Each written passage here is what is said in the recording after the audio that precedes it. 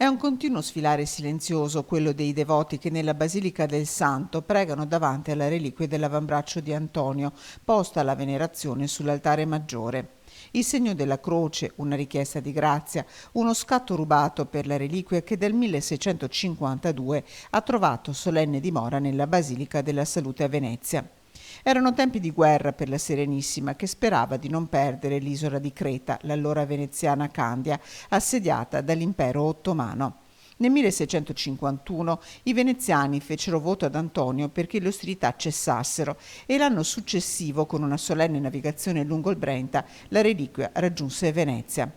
Saranno ancora le acque del fiume Brenta, percorrendo le chiuse fluviali, ad accompagnare il pellegrinaggio di ritorno della reliquia alla Basilica della Salute, dove giungerà scortata dalle remiere della città.